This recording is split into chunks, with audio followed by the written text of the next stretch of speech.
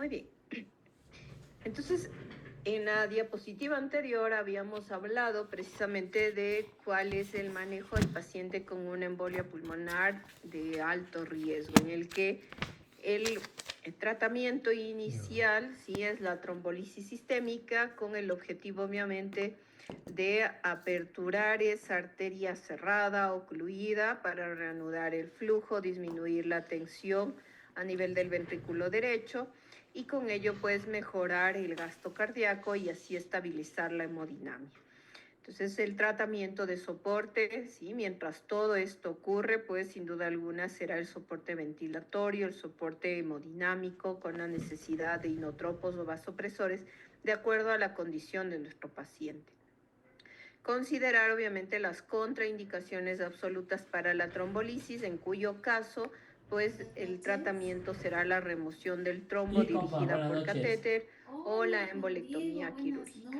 Y como les había mencionado, yo me a tuve que nivel salir país de la clase tenemos porque estaba alteplase, preguntando el la profe. presentación de 50 miligramos por No, a cada todos les estaba frasco, que preguntando viene de los obviamente resultados. con el Y disolvente habla cuatro y decía y que no obviamente tenía. un polvo liofilizado. Te digo, a mí me preguntan a mí, mejor yo me ¿Cuál es el salgo. protocolo que está aprobado por la FDA? El de Y 100 usted se miligramos quedó. con una infusión en 2 horas. Y Usted se aún no ha quedó. aprobado, pero es un protocolo emergente, el de 0.6 miligramos por kilo de peso en 15 minutos, con Yo una también estuve dosis haciendo máxima de tesis. 50 miligramos. ¿Con qué Sabemos profesor usted obviamente hace que tesis? hay que iniciar anticoagulación concurrente. La elección son heparinas no fraccionadas, ¿sí? Cuando estamos usando obviamente la trombolisis sistémica. Con razón, yo estaba con el doctor Mario Pero Baguay. recuerden obviamente las heparinas de Y bajo peso paralelo a. molecular, por la seguridad, la dosificación es una de las que más se administra y las también recomendadas, ¿sí? Entonces, Ya, con el razón. mayor beneficio de esta trombolisis, Oiga, y sin ahora duda entonces alguna, será cuando estamos ya se trabajando realiza dentro de en las los primeras temas, ¿verdad? De 48 uno de horas ergonomía, ¿no? Ya desde la estamos. Ahora aparición este de de los aquí es síntomas. Es de cuando realmente vamos a ver riesgos el mayor crono. efecto. No, el que estamos En cuanto a haciendo la juntos, anticoagulación nosotros. Ergonomía. concurrente, ¿sí? Obviamente tenemos las heparinas no fraccionadas en aquellos Ya. pacientes, sobre todo, que tienen una contraindicación para heparinas de bajo peso molecular, como aquellos pacientes que ya han hecho una trombocitopenia inducida por heparinas. ¿Cuál es la dosis? 80 unidades por kilo, eso en bolo, seguido por 18 unidades por kilo, eso en infusión continua. ¿Cuál es el objetivo que vamos a alcanzar? Mantener un INR entre 1.5 a 2 del valor normal. No, es de ¿sí? 4 Entonces, ese es horas nuestro de objetivo. lunes a Las sábado. heparinas de bajo peso molecular, como enoxaparina, considerar una dosis de 1 miligramo por kilo cada 12 horas o de 0.5 miligramos por kilo Ya, una vez siga por nomás, día si en tiene el otra paciente inquietud o si con quiere una más fotos tasa me de avisa. filtrado glomerular de menos de 30 mililitros por minuto.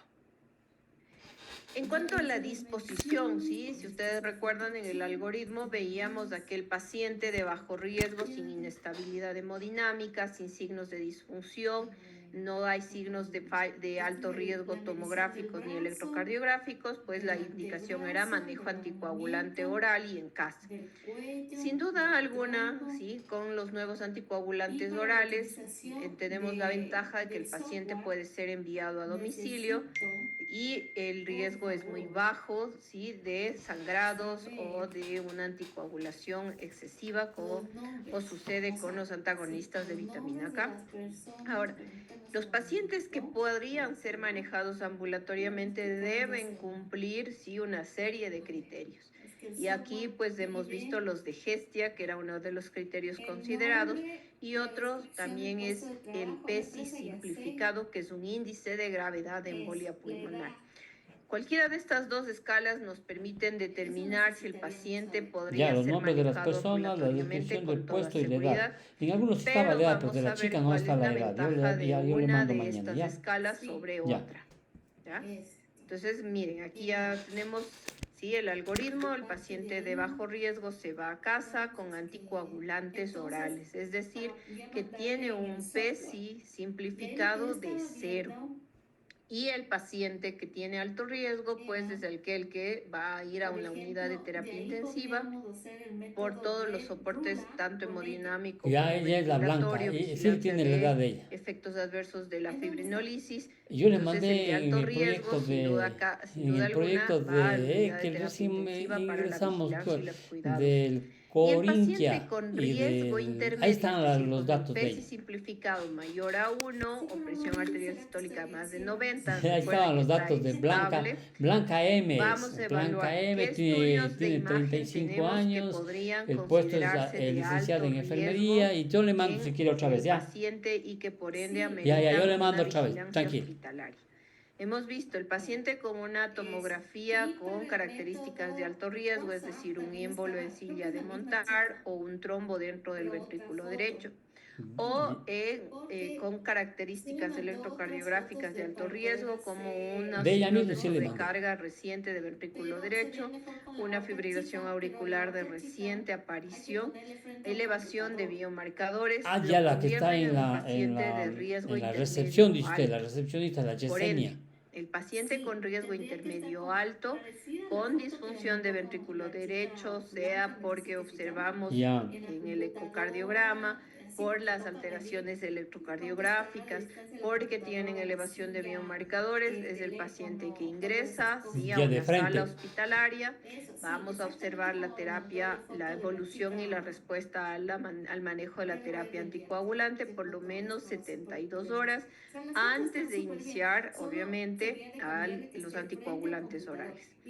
Ahora, si mi paciente no muestra signos de riesgo de Ya, disfunción de ventrículo derecho, posando. no hay biomarcadores elevados, es un riesgo intermedio bajo, sí, yo puedo observarlo en el hospital por un lapso de 24, máximo 48 horas y va a Listo. casa luego con la terapia anticoagulante oral. Entonces, eso es importante. Miren, polia pulmonar es una de las patologías que maneja muchísimas reglas, muchísimos criterios y los algoritmos están más que establecidos para saber tanto el diagnóstico, el pronóstico y la disposición de No, sí está en la pantalla. Entonces, ¿qué criterios comprende PESI o PESI simplificado? ¿Sí? Edad mayor de 80 años, historia de un cáncer, enfermedades cardiopulmonares crónicas, una frecuencia cardíaca más de 110, presión sistólica menos de 100 o una saturación de menos de 90. Esas son las variables que considera PESI. Si nosotros tenemos que cualquiera de estas es positiva en nuestro paciente, es decir, mayor de 80 años, tiene antecedente de cáncer, alguna comorbilidad cardiopulmonar crónica, taquicardia más de 110, saturación menos de 90 o tensión arterial sistólica menos de 100, uno solo de estos que sea positivo, que indica que el paciente requiere ingreso hospitalario, ¿sí? Que obviamente nosotros podríamos tener una recurrencia ¿sí? de una embolia pulmonar y por ende el paciente se ingresa. Pero al contrario, si ninguno de estos criterios aplica para nuestro paciente porque es joven, no tiene comorbilidad cardiopulmonar, no tiene historia de cáncer, no está taquicárdico, satura más de 90, su presión es más de 100, yo podría enviarlo a casa, no requiere hospitalización y obviamente, miren, la mortalidad en este grupo de pacientes a los 90 días es apenas del 0.8%, ¿sí? Entonces, realmente tengo una alta seguridad para enviarlo a casa. Y los criterios de Hestia, que ya los vimos en el algoritmo, sí. La ventaja Yo mañana de le doy, Hestia, antes de las 10 ya con tiene sus PESI, datos. es que en este considera adicionalmente, miren, la necesidad de analgesia, porque mi paciente está con mucho dolor y va a requerir analgésicos intravenosos. Adicional, también considera el soporte médico social, es decir, un paciente que no tiene un soporte médico social es un paciente de riesgo y que amerita manejo hospitalario para establecer la anticoagulación, dosificarla y luego enviarlo a su domicilio. Considera el grupo de las pacientes Pero óigalo, embarazadas, le pongo solamente el nombre y la inicial del apellido, ¿no? Por protección de datos, ¿no? Entonces, por ello, Hestia es uno de los criterios mejor considerados para definir el destino de mis pacientes. ¿Por qué? Porque ya involucra otros criterios que engloba más ampliamente a los pacientes, no solamente por sus comorbilidades y edad, sino también por el soporte, el hecho de la necesidad de analgésicos, y con eso estamos finish. por el hecho de que tengan y con eso terminamos ya viendo las medidas o preventivas estén y cursando un recomendaciones. embarazo. Entonces, sin duda alguna, ustedes en su entorno definirán qué criterios considerar para aplicar a sus pacientes y así definir a dónde van a enviar, si a la sala de hospitalización o al domicilio, pero siempre respaldados por criterios que ya están estandarizados y testeados. Haga nomás. Y cuando nuestro paciente, sí, obviamente ingresa a una sala de emergencia y luego disponemos si el destino es terapia intensiva o la sala de hospitalización, pues vamos a ver cuál es la necesidad de oxígeno, de terapia ventilatoria, si es que requiere oxigenoterapia. Tranquilos, yo doy todo si eso. es que requiere soporte hemodinámico, sobre todo Prevención. en los pacientes que hacen insuficiencia ventricular derecha y eso impacta en el gasto cardíaco, pues vamos a dar líquidos siempre con restricción de los mismos. No hacer una expansión de volumen agresiva porque tiende a empeorar la disfunción del ventrículo derecho. Y el vasopresor de primera elección sigue siendo norepinefrina y el inotrópico dobutamina. Entonces, con esto, ¿sí? Estamos. Ya, ¿y qué más estamos con ustedes, con el grupo? Entonces, no estamos también del plan. Pulmonar es un síndrome, ¿sí? Que comprende mucho desafío. Primero, por el hecho de que debemos sospechar todo paciente que tenga factores de riesgo, sean estos persistentes o transitorios, mayores o menores. Luego los signos y síntomas son muy inespecíficos, pero basado en esto, nosotros vamos a definir si mi paciente tiene una probabilidad baja, intermedia o alta de que estos signos, síntomas y los factores de riesgo estén considerando un probable diagnóstico de embolia pulmonar. Entonces, la probabilidad pretest, ¿sí?, que nosotros vamos a aplicar a nuestro paciente basado en signos, síntomas y factores de riesgo, lo van a ubicar en un grupo de bajo, intermedio o alto riesgo. El que esté dentro de uno de estos grupos hace que, si es de bajo riesgo, pues descarte el diagnóstico de embolia. Si es de alto riesgo, va a una angiotomografía. Y si es de riesgo intermedio, solicito un dímero D y con ello defino si descarto el diagnóstico de embolia o lo envío a una angiotomografía. Con el paciente que ya tiene un diagnóstico establecido de embolia pulmonar, voy nuevamente a estratificar en cambio el riesgo de mortalidad. ¿Basado en qué? En la estabilidad hemodinámica, la disfunción de ventrículo derecho, la elevación de biomarcadores y la presencia de comorbilidades. Dependiendo de esta clasificación, voy a definir la terapéutica. El paciente con alto riesgo por la inestabilidad hemodinámica, el tratamiento es trombolisis. Si hay contraindicaciones absolutas para la trombolisis, pues es un candidato para embolectomía o la remoción del trombo dirigida por catéter. ¿Qué otros pacientes son considerados también de alto riesgo? Aquellos que presentan signos tomográficos, signos electrocardiográficos de alto riesgo. Son pacientes que deben ingresarse y dependiendo de la evolución probablemente también sean candidatos para trombolisis. De lo contrario, inicio anticoagulación y a posterior definir quizá la remoción dirigida por catéter o la trombectomía. Y los pacientes de bajo riesgo, ¿sí?, previo al manejo ambulatorio, aplico, ¿sí?, criterios de Gestia o PESI simplificado y con ello defino si realmente el paciente puede ser enviado a domicilio porque es un paciente de menos de 80 años, tiene saturación de más de 90, frecuencia cardíaca de menos de 110, no necesita analgesia intravenosa, no tiene nefropatía, hepatopatía, ninguna neoplasia, no está cursando un embarazo, el paciente tiene soporte médico y social, no es una mujer con terapia hormonal. Ese paciente con toda la seguridad lo envío a casa con la terapia anticoagulante y los controles subsiguientes. Pero si cualquiera de los criterios mencionados aplica a mi paciente, ese paciente requiere ingreso hospitalario, vigilancia, establecer y titular la anticoagulación y a posterior el manejo ambulatorio.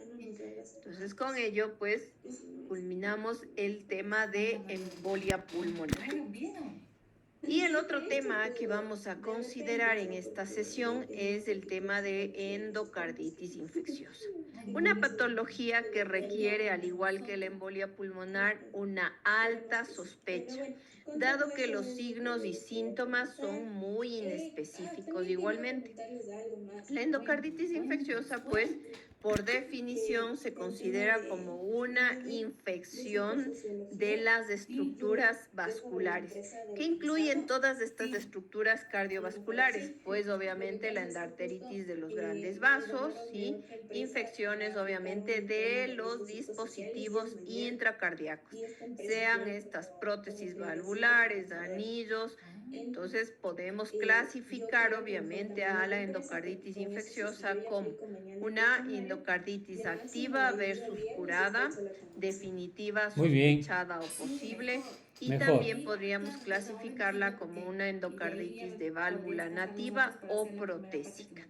A su vez, la infección o la endocarditis en la válvula nativa o protésica podría ser precoz o tardía. Entonces, miren que la clasificación actual, ¿sí?, que está mostrada en la guía de la Sociedad Europea de Cardiología, ¿sí?, no solamente define como activa o curada, sino basada en los criterios de Duque, podríamos definirla como definitiva, sospechada o posible, y también de válvula nativa o protésica, y esta a su vez ser precoz tardía. ¿Cuándo es precoz? Antes de los 12 meses, tardía pasado los 12 meses, luego de que se ha colocado una válvula protésica al paciente.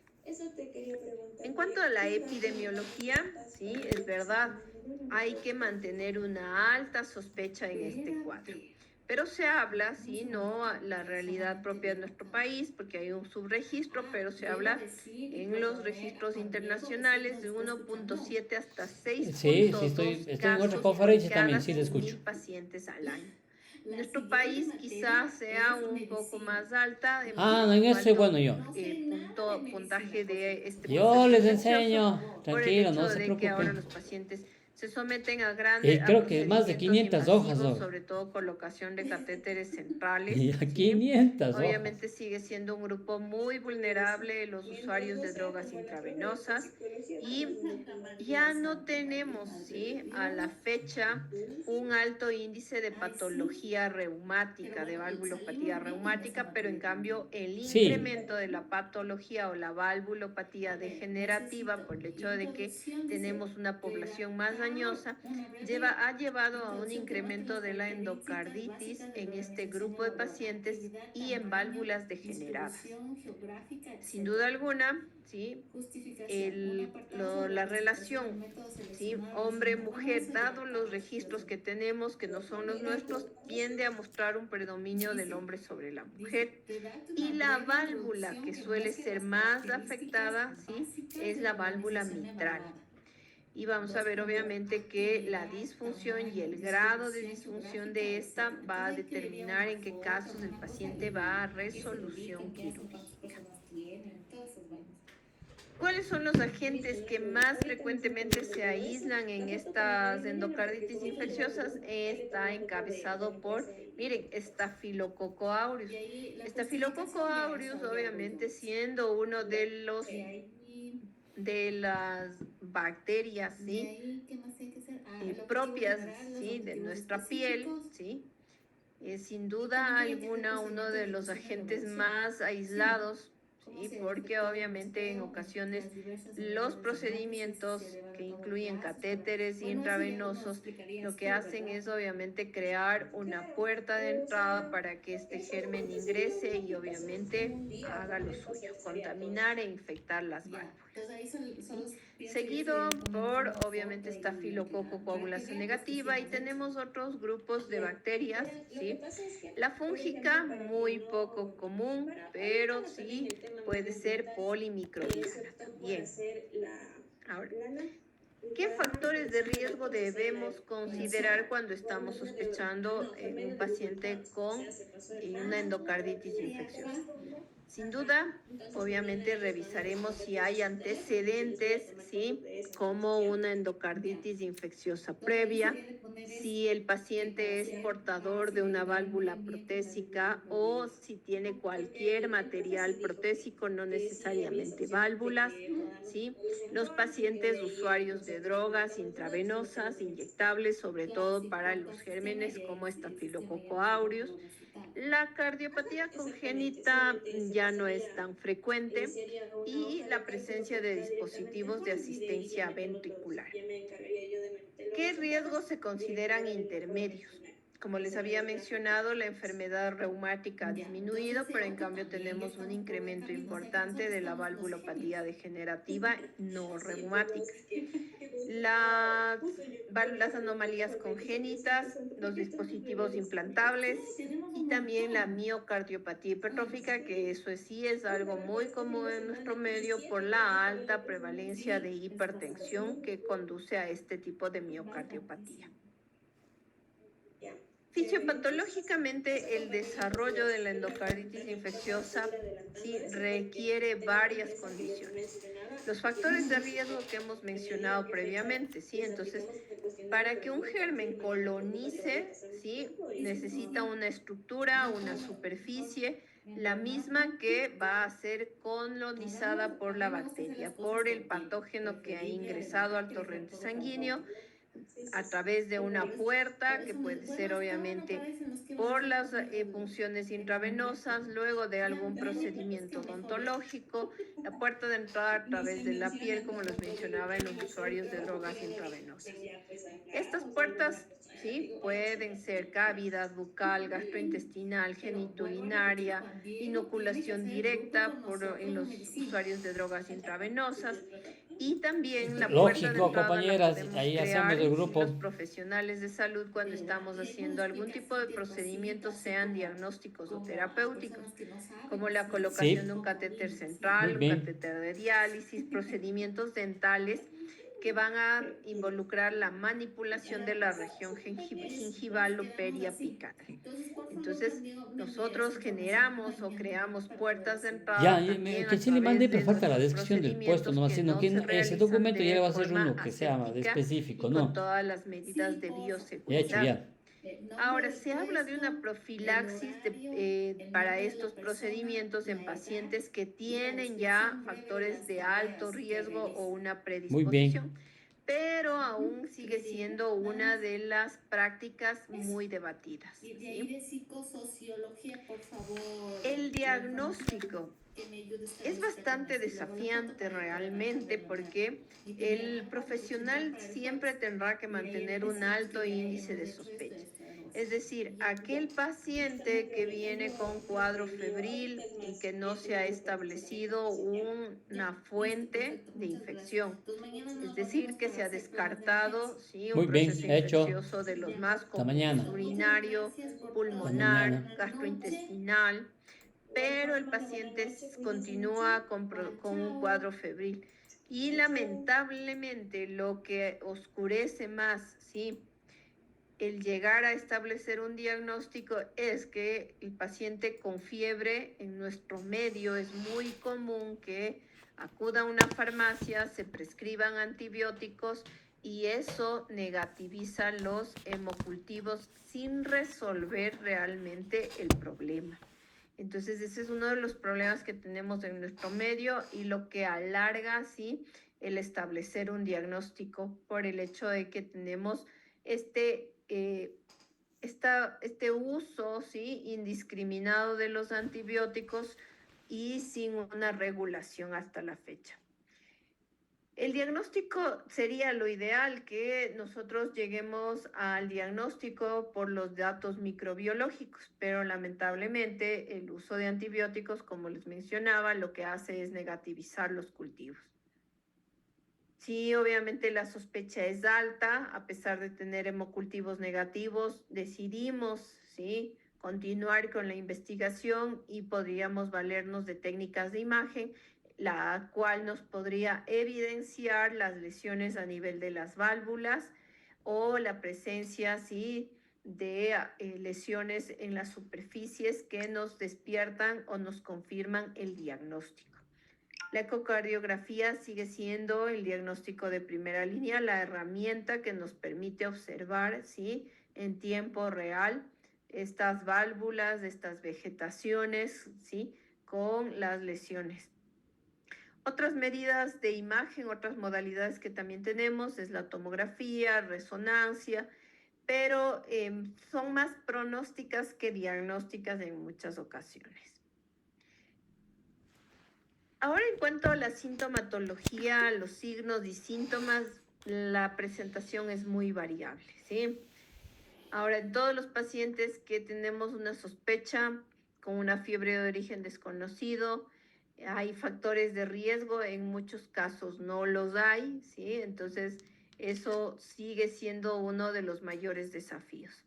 El otro desafío es que es una patología que puede ser aguda, subaguda e incluso crónica. El paciente en ocasiones viene de mes o 2 meses de presentar fiebre nocturna sin otra referencia.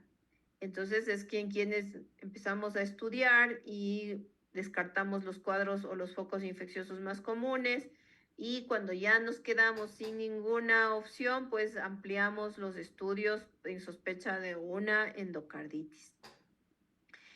Recuerden que el paciente puede llegar con fiebre, algunas de las sintomatologías como las astillas, los nódulos de Osle.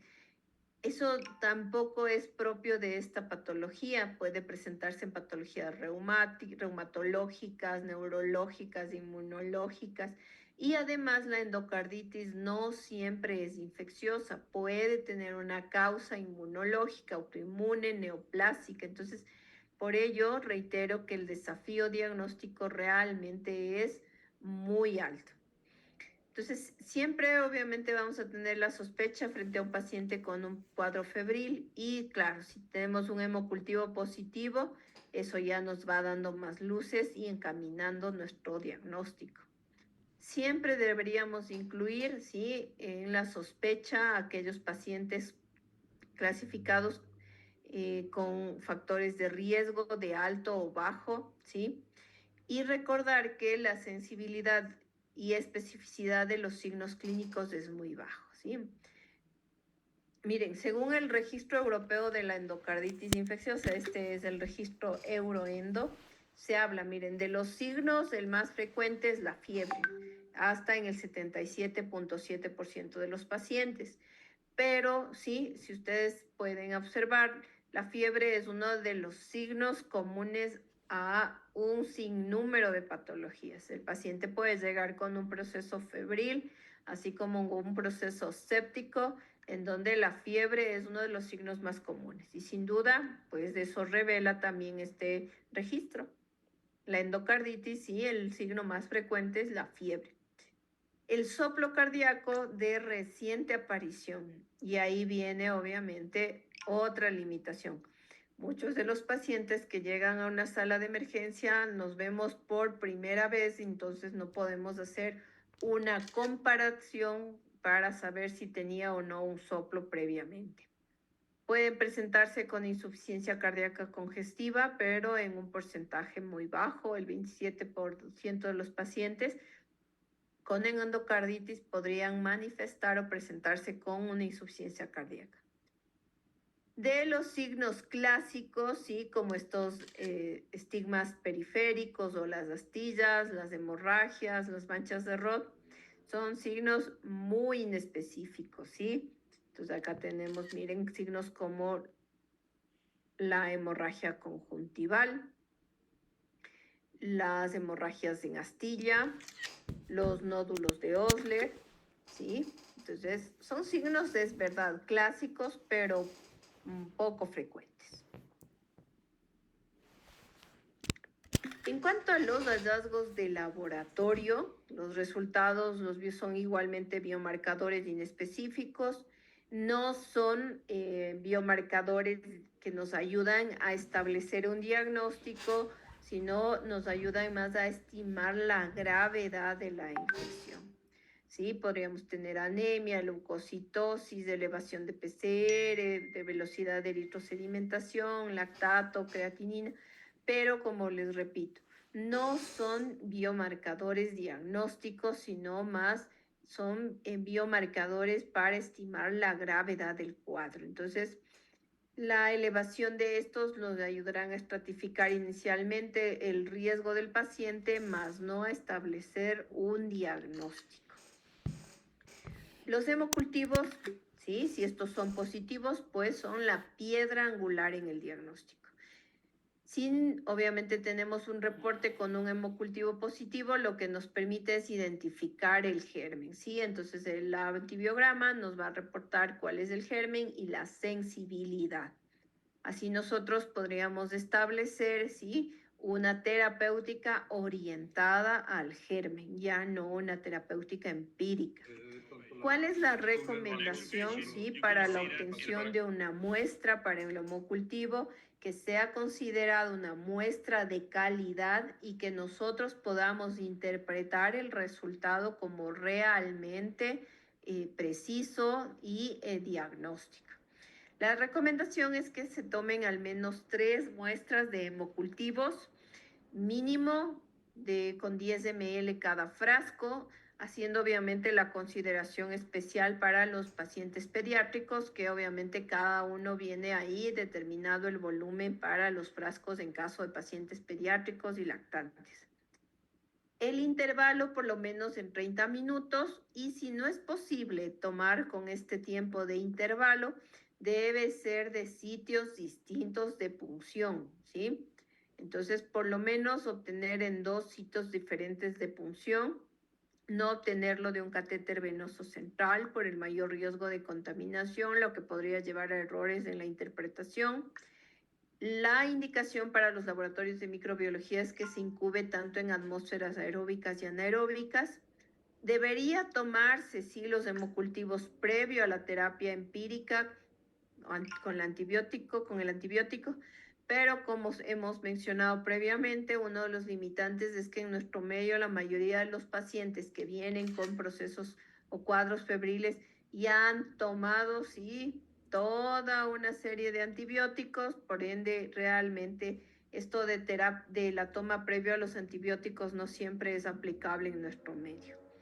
Y esto de que coincida con el pico febril ya es un mito. Entonces no esperamos que el paciente muestre un pico febril para tomar, ¿no? Lo único, la recomendación sí es que sea de una vena periférica, sitios diferentes de punción y por lo menos con 30 minutos de intervalos si es que es posible. Ahora, ¿qué pasa cuando nosotros tenemos pacientes en los que sospechamos de una endocarditis, pero los hemocultivos son negativos? Algo muy frecuente en nuestro medio, dado la previa toma de antibióticos por los pacientes. Entonces, es el típico caso en el que no hay, ¿sí?, ningún crecimiento en los cultivos. Esto es muy frecuente por el uso previo de antibióticos, ¿sí? Entonces, ¿qué es lo que se recomienda? Quizá, si la sospecha sigue siendo muy alta, se suspende cualquier tipo de antibióticos, se vuelve a repetir la toma de los hemocultivos y obviamente luego de eso reanudamos un ciclo corto de antibióticos siempre y cuando si el paciente esté estable.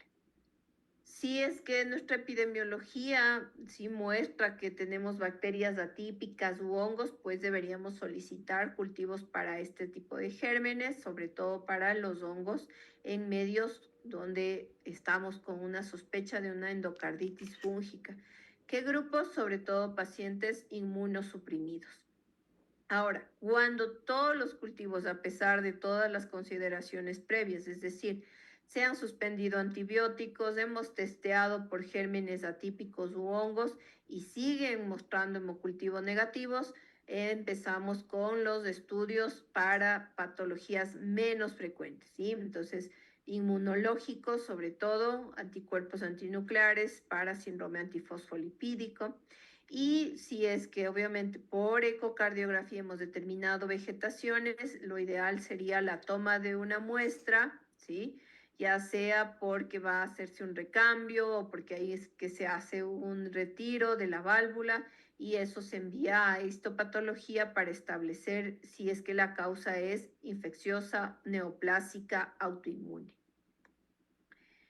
En cuanto a las técnicas de imagen, como les mencionaba, la ecocardiografía sigue siendo la técnica de primera línea, tanto diagnóstica, ¿sí?, porque nos permite evidenciar el tamaño, la ubicación, la característica de la lesión, ¿sí?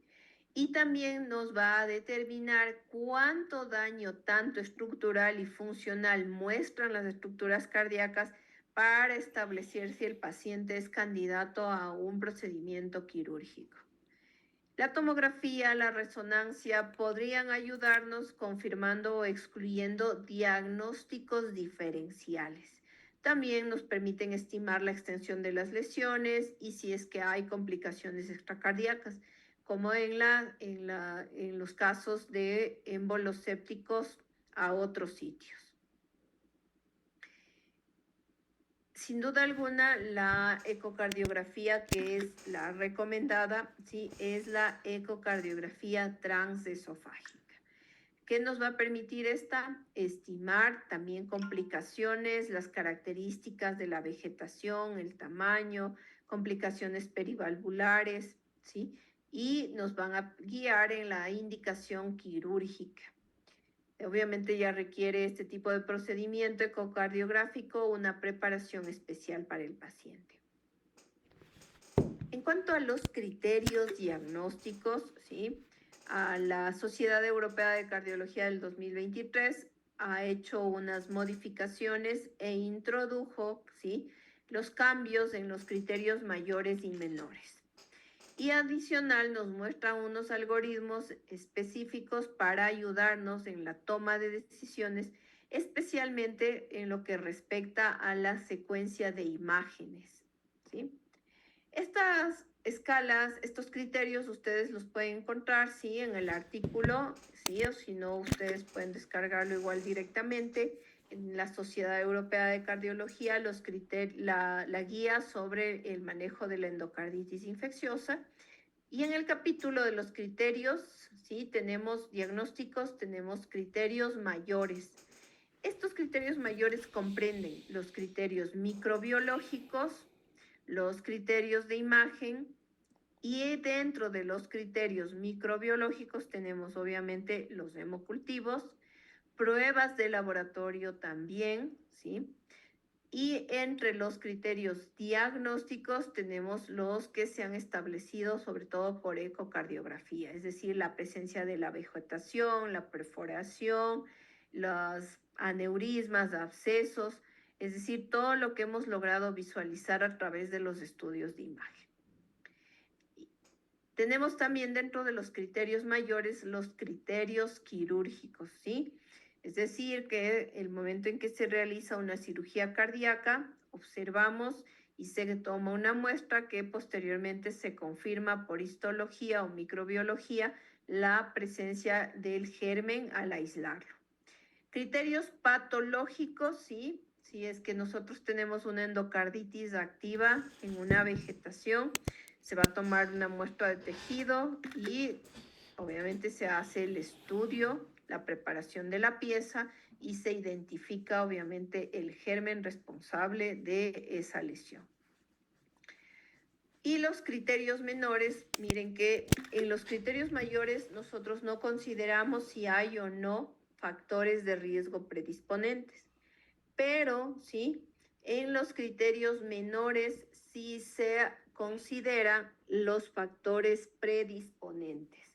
Entonces, en los criterios menores yo voy a considerar los criterios cardíacos y los criterios no cardíacos. Entonces, en los criterios cardíacos o de alto riesgo, tengo antecedentes previos de endocarditis infecciosa, si el paciente es portador de una válvula protésica, si ha tenido el paciente una reparación valvular previa, tiene alguna cardiopatía congénita, hay presencia de algún dispositivo, el paciente es o no es usuario de drogas inyectables.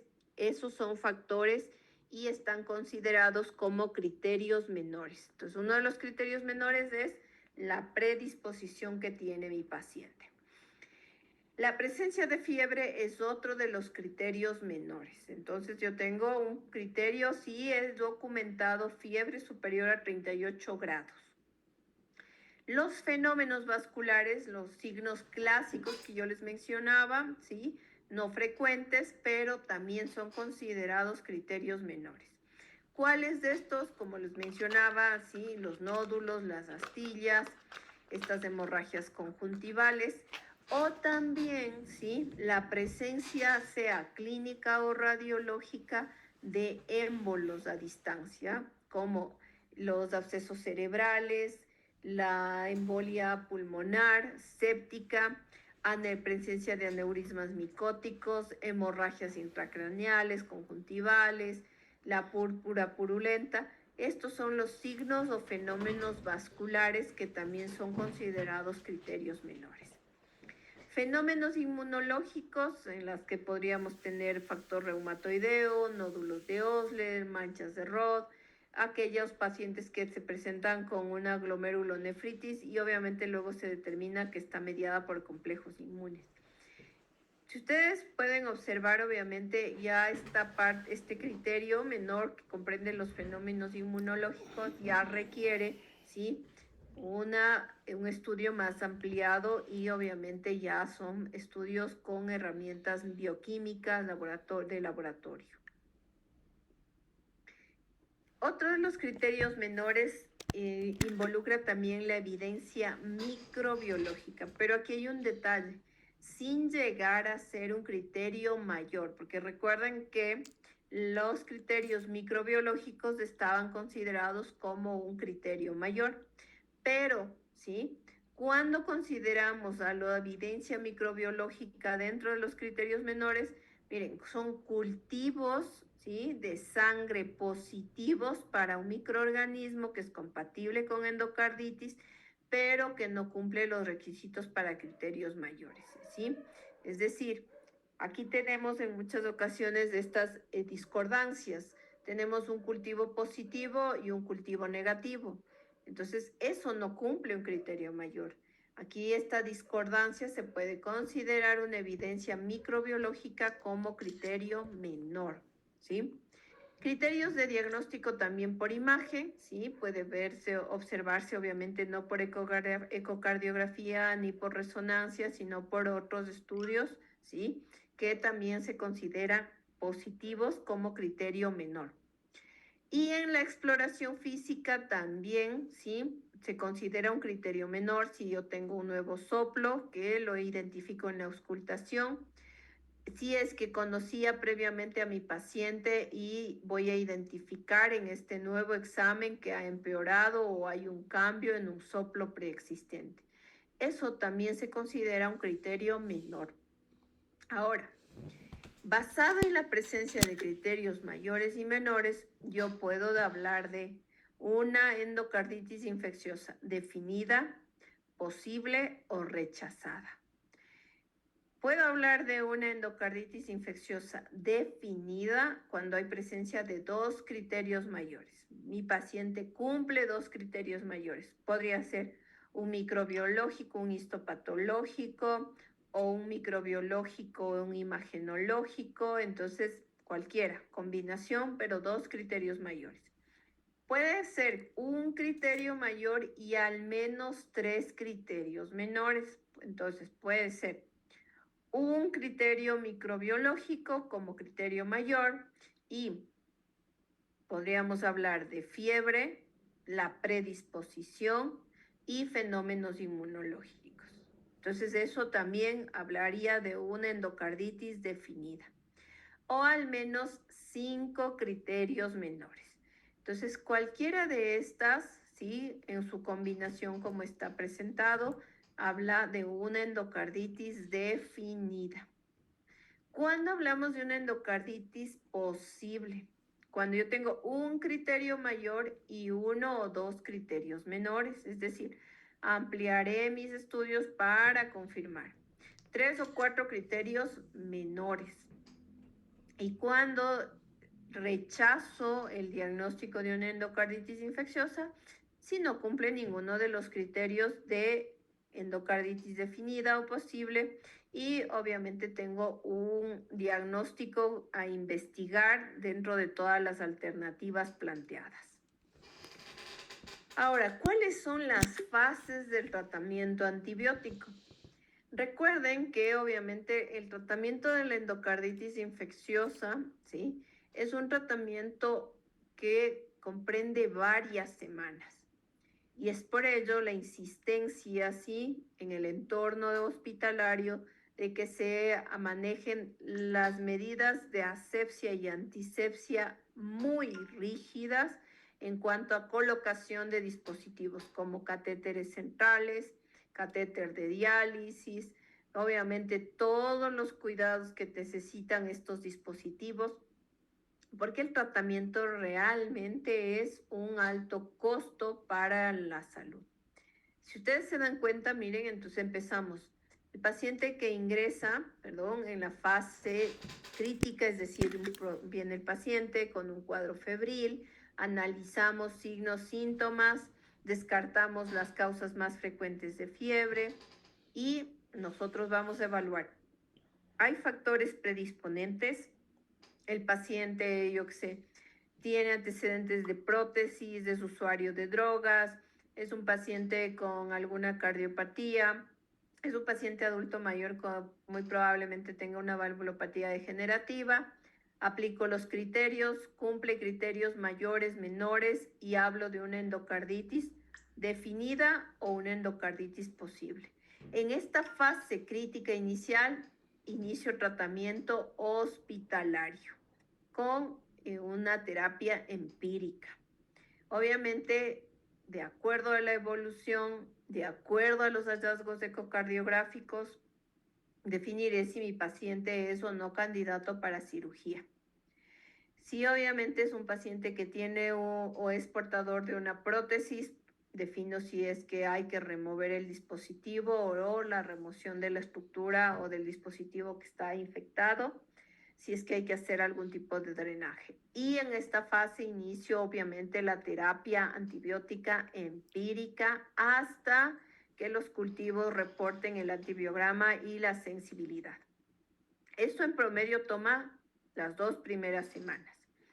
Al cabo de estas 2 primeras semanas, yo ya puedo orientar la terapéutica dirigida por el germen, reevaluar la respuesta al tratamiento por imagen y definir si es que la lesión, la vegetación ha disminuido, desaparecido, o si por el contrario ha empeorado, ¿sí?, la disfunción valvular y necesita probablemente un recambio o la colocación de una prótesis porque la estructura nativa está totalmente destruida.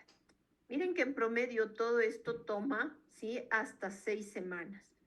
Es verdad, si la evolución del paciente mejora a partir del día 10, ya con un antibiograma y la sensibilidad reportada, el antibiótico dirigido de acuerdo al germen, podríamos considerar el tratamiento dirigido al germen aislado, ¿sí? Entonces yo podría considerar la transición a la terapia oral. ¿Cuál es el régimen antibiótico empírico que nos recomienda la Sociedad Europea de Cardiología? Miren, con un nivel clase 2A, ¿sí?, y nivel C, ¿qué es lo que menciona? En pacientes que tienen una endocarditis infecciosa de válvula nativa, es decir, no portadores de ningún tipo de prótesis, o si es un paciente con una endocarditis de una prótesis valvular tardía, es decir, el proceso infeccioso se presenta luego de los 12 meses de la colocación de esta prótesis, válvula o dispositivo, la combinación recomendada es ampicilina, ceftriaxona.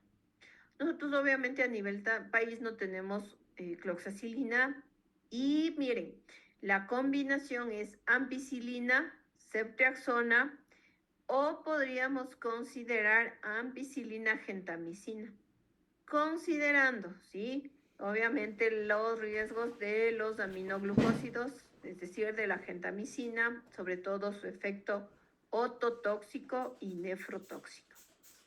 Ahora, ¿cuál es la dosis en el paciente adulto? Ampicilina 12 gramos por día, obviamente lo vamos a dar cada 4 o cada 6 horas.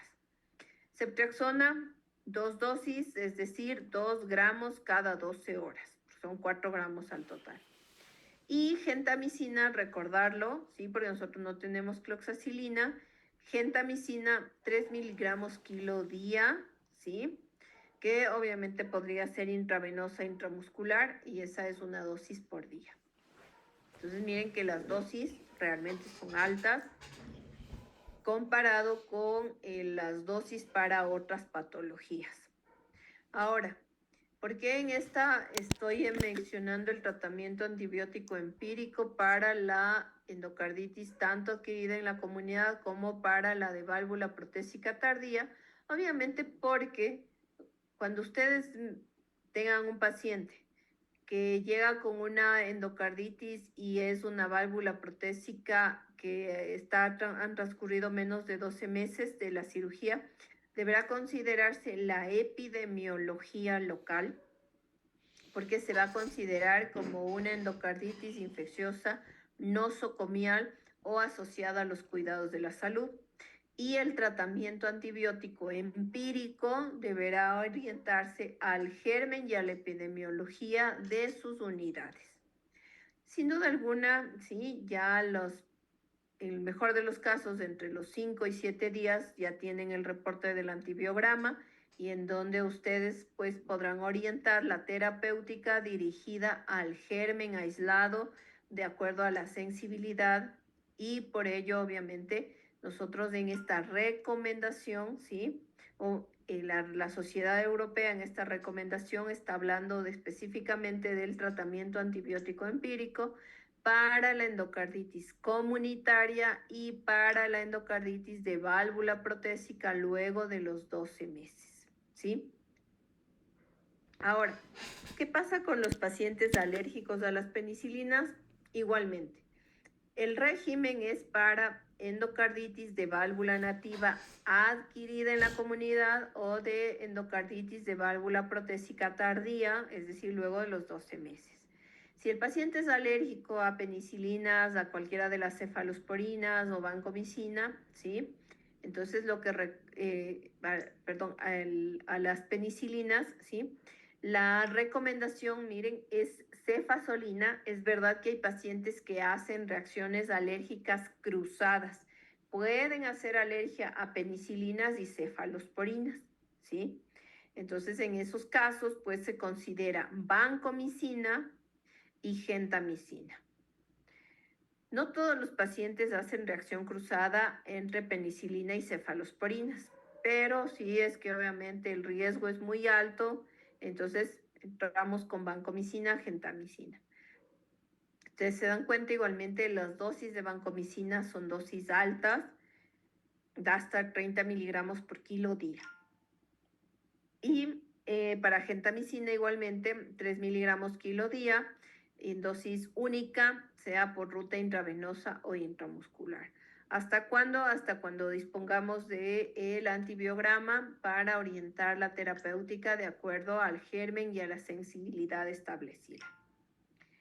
¿En qué pacientes vamos a hablar de indicación quirúrgica? ¿Sí? Porque claro, ustedes vieron en las fases del tratamiento, pues las 2 primeras semanas estaban orientadas al tratamiento antibiótico, al manejo clínico. Luego de ello, reevaluamos por ecocardiografía para evaluar la vegetación, el tamaño y la extensión de las complicaciones. Si no hay, ¿sí?, obviamente una mejoría, vemos que persiste la vegetación, hay un episodio embólico. Miren que si hay una vegetación a nivel de la valva anterior de la válvula mitral y esta es de más de 10 milímetros, es indicación quirúrgica. Si en el lapso de 2 semanas ha habido más de un evento embólico, obviamente que podría ser pulmonar, cerebral, a cualquiera de los sitios, ¿sí?, a pesar del antibiótico, y que se observa un crecimiento de la vegetación a pesar del tratamiento, eso es una indicación quirúrgica. Es decir, la consulta siguiente es al cirujano cardíaco. En caso de disfunción valvular, ¿sí? Si es que hay ruptura o perforación, si es que hay una insuficiencia mitral o aórtica aguda o insuficiencia cardíaca refractaria debido a la endocarditis, eso es inducción quirúrgica. Respecto a la extensión, ¿sí? Si se observa dehiscencia valvular, ruptura o fistulización, si observamos un absceso miocárdico, también son indicaciones quirúrgicas. Entonces, ustedes, obviamente, en su entorno, quizá en las salas de hospitalización, se ha iniciado el tratamiento. Ustedes a las 2 semanas, ¿sí? Solicitan una nueva evaluación ecocardiográfica. ¿Para qué? Para definir si mantenemos el manejo clínico o es la siguiente consulta a cirugía cardíaca por la necesidad de un recambio. En caso de vegetación, disfunción valvular o extensión perivalvular. Y miren lo que habíamos mencionado al inicio, sí, que era obviamente la profilaxis en aquellos pacientes de alto riesgo para prevenir obviamente endocarditis. Entonces, en los pacientes que tienen factores de alto riesgo, ¿sí? Las medidas profilácticas son de tipo educacional. Es decir, pacientes se le va a insistir en una adecuada higiene dental porque sabemos que es una de las puertas de entrada, sobre todo si es un paciente que se va a someter a un procedimiento, ¿sí? De cualquier tipo odontológico.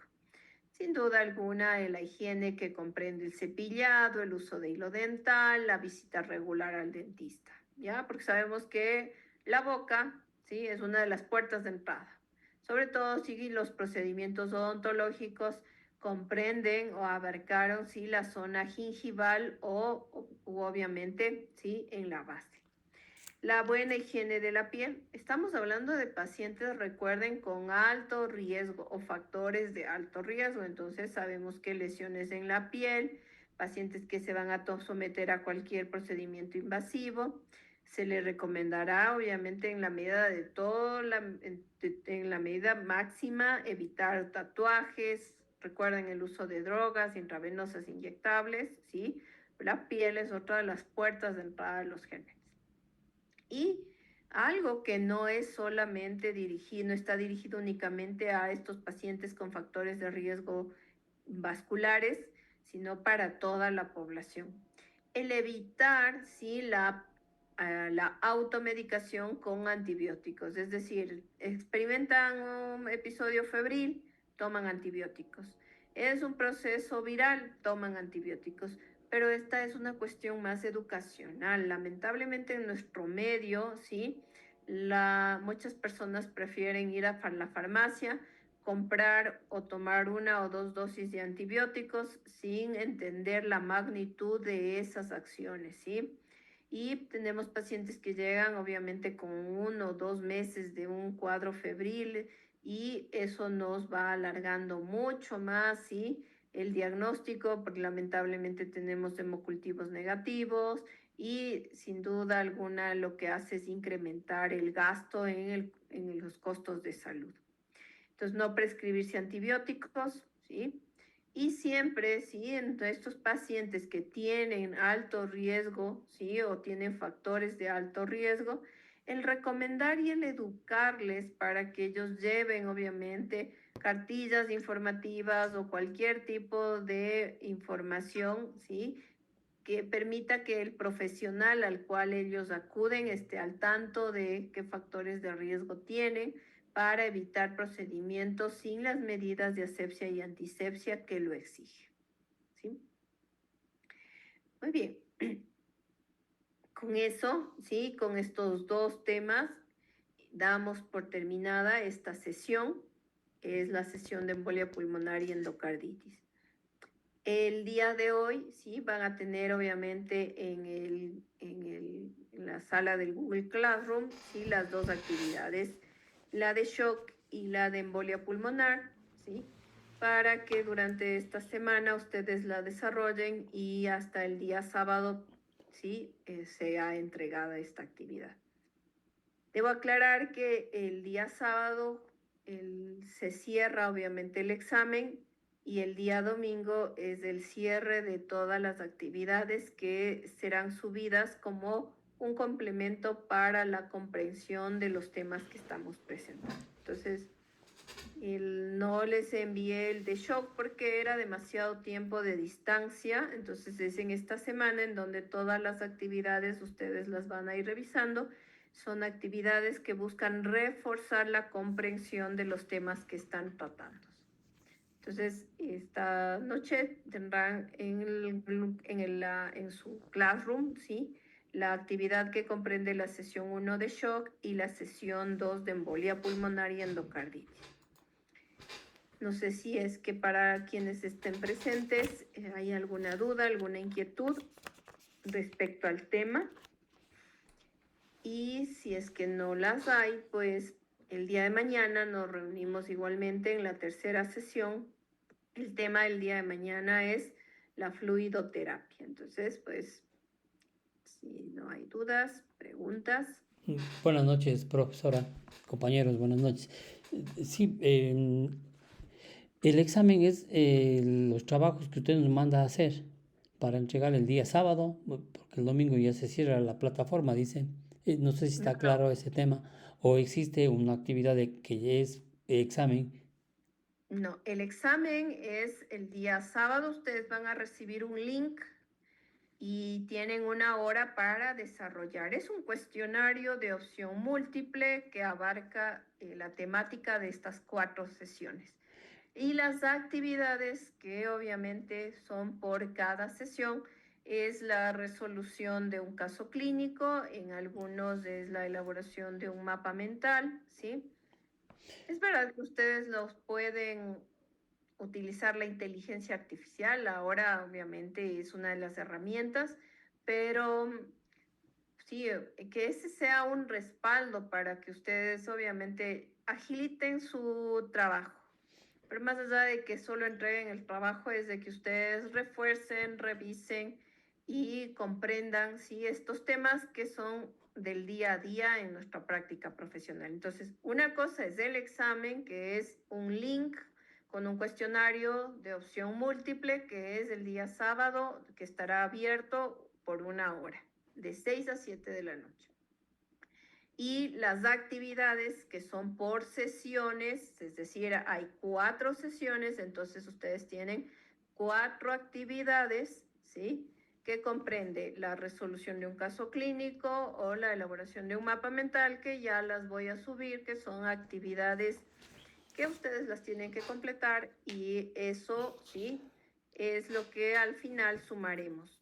No puedo exigir que haya o tomar una asistencia, porque por algo es una plataforma de educación que lo que permite es que ustedes puedan estar o hacer actividades asíncronas y pues nos podamos reunir también de forma sincrónica en esta sesión, ¿sí? Pero comprendo, no están obligados, ¿sí?, a estar en las sesiones, ¿sí?, que sería lo ideal, porque es cuando se pueden resolver dudas, que es diferente a solo escuchar la clase, ¿sí? Pero comprendo, pues cada uno tiene sus actividades.